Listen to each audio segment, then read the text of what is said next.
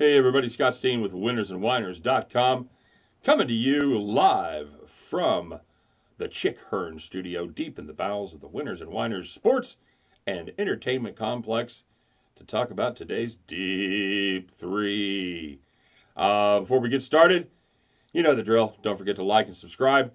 Give me your comments about what you're playing, whether you're digging our picks, whether you're fading our picks. But if you're fading me, I'd like to know why. Of course, that's a whole lifetime of dating people going, yeah, it's not you, it's me. So, but I'm guessing it's me in this case. So if you're not playing my picks, yeah, definitely let me know why. Don't forget to check us out as well on all of our social media, our Facebook page, our Twitter page. I run those as well, and been a little lax at getting the bowl games done with the playoffs coming up. But I'm going to be that's one of my New Year's resolutions. I'm going to be a better tweeter and a Facebooker. So, engage us over there as well. And finally, check out winnersandwhiners.com. Check out statsalt.com. If you dig in the videos, it's like a video, only it's with words. They do a very, very deep dive. If you want to know the story behind the numbers behind the picks, that's the place to go. So check that out. All right. So with that out of the way, guys, don't forget we got some shout outs at the end of the video. And we got a bunch of them because why? Because we've been running hot. That's why. 3-0 again today. That's right. Better be lucky than good anytime. As I know you guys were kind of maybe having a little doubts there when Houston was down 20 against Golden State. But by golly, James Harden, the beard, should be feared because he came back and took care of it. And I can't toot my horn too much because if I was a genius, I'd have told you to take the money line. But as it is, we just had our 8.5, and we were happy. We all got to head back to the window, and we'll talk about that in the shout-outs. In the meantime, what have you done for me lately? Nothing. That's why we got today. Let's find out. First game in the NBA. By the way, this is kind of a light slate. I don't have as many to choose from as I usually do. I don't want to make excuses. I did made the best picks I could find. But you know me, I like that college ball, and there's only 4 games tonight, so I didn't have a lot to choose from. So I like to get my excuses out of the way right up front. So I like a couple of these picks. We'll see what happens. We got the Orlando Magic taking on the Minnesota Timberwolves there up in Minneapolis. We're taking a look at the total. The total is 212. I like the over.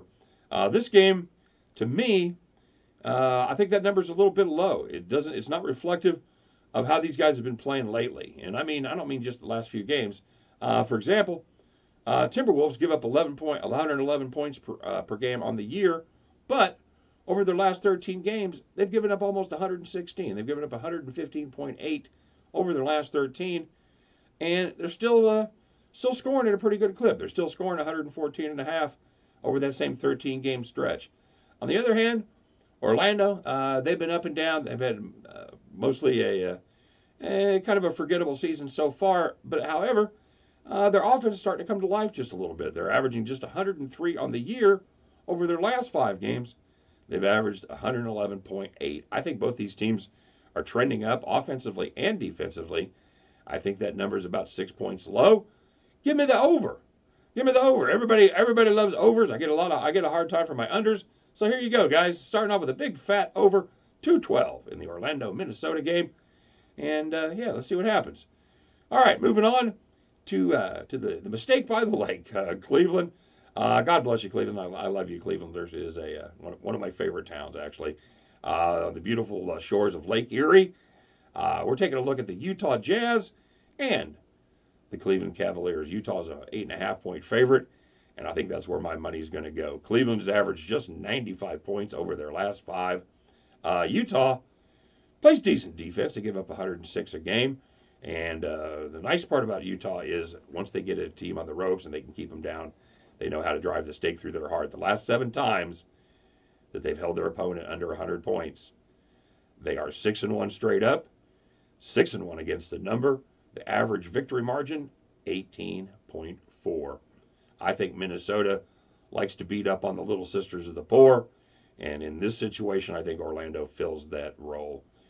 Give me the over. Excuse me. I went back up to the top. I think Cleveland fills that role. I'm like, Orlando, they haven't been that bad. Take it back, guys. Or insert Cleveland for Orlando in this pick. Sorry, everybody, it's late. Cleveland hasn't been good. They're the ones that are not scoring. Orlando's been fine. Cleveland has had a very disappointing season. Yeah, bottom line, Utah knows how to keep them down when they're down. I don't think Cleveland gets to 100, and that's a trigger point for me and the Utah Jazz. I don't even mind that they're on the road. Give me the Jazz minus 8.5 against who?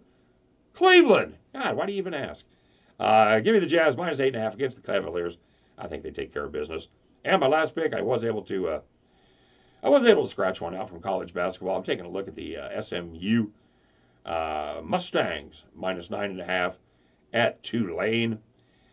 I like the favorite here. You know, guys, Tulane, they're 4-9 on the season, and they may not be as good as that record indicates. They have lost twice as a double-digit favorite versus Southeast Louisiana and Alabama A&M. They are definitely stepping up in weight class here. In the meantime, SMU, again, another team that knows how to take care of business as a big favorite. They've covered 4 of their last 5 as a double-digit favorite. I think they get it done against the Green Wave again here. Give me SMU minus 9.5. I think My Little Ponies take care of the Green Wave and get it done. All right, guys. So there's 3 for you. Got Minnesota. Minnesota over Utah minus 8.5. SMU minus 9.5. Get down on these with me, and yeah, I think at the end of the day, you'll be heading back to the window. All right. So now we got the shout-outs, and this shout-out is always my favorite part when we're rolling, because I've always got a lot of people that are getting on the bandwagon and tailing us, and we got some winners. So I'm going to start off, and I got to ask Mike about this one, because Mike, he had the North Carolina State, but he said it was over 136. So actually, the number on that, Mike, was 154. So I don't know if Mike's just kind of capping his own games or how that's working. I know, brother, you give me a lot of picks. I got some questions about that one. So Mike, hit me up. Let me know what's going on there, because it did go over. So yeah, I think Mike was a winner. I'm just not sure about the 136. Vale, he grabbed. He's been good on us. He grabbed all 4 of our picks and hit them all. Nice job, Vale. You got on tailing us at the right time. Eric, I hope you ignored my advice, brother. He asked me about 173.5 on that Citadel game. I got it last night at 168.5. It had gone up 5 points. I told him I didn't dig it. You know what? I don't make a career out of sucking the tailpipe at the end of a 5-point swing, guys. I just don't do it. As it turned out, there was plenty of value left. It went well over the total. Eric, I hope you ignored me, but if you ask me about the end of a 5-point swing like that, I'm probably always going to avoid it. So, yeah, guys, there was plenty of room for everybody, and, yeah, better days ahead. Roland, he tailed us on North Carolina State and the Citadel. He had the Penn State over. Yeah, just about got there, but couldn't quite get him home in the end. 2 out of 3 ain't bad. At least that's what Meatloaf told me. Good job, Roland. Mr. Prospector, he got home on South Alabama and the Citadel over North Carolina State. And he hit the Iowa over as well.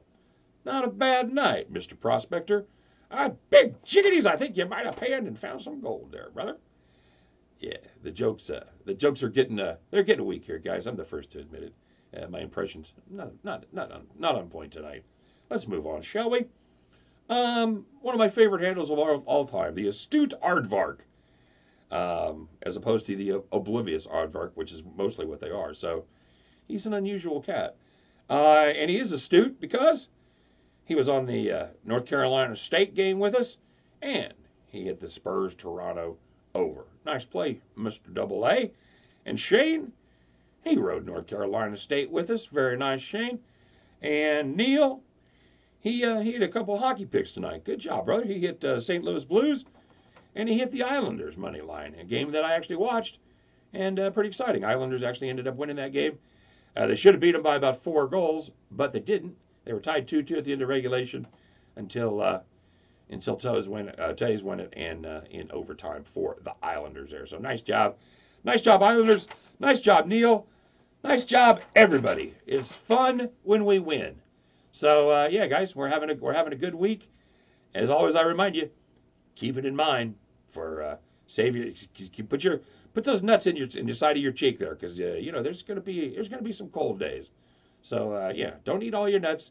Save some nuts in the cheek. It's gonna get colder, but for now, we're doing good. There's nuts everywhere, guys. Grab some nuts. All right, I'm done. I'm too goofy. I'm out of here. Everybody, we'll see you tomorrow for the NFL. Don't forget to check out all of our handicappers videos. We got the 5-star minutes up as well. Peace. Let's go get us some more money tonight, all right? Guys, come on. I'm buying dinner, and then after dinner's over, we're going to have a little dessert, maybe a little aperitif, and we're all heading back to the window, all right? You guys have a great night. Good luck, everybody. We'll see you next time. Bye-bye.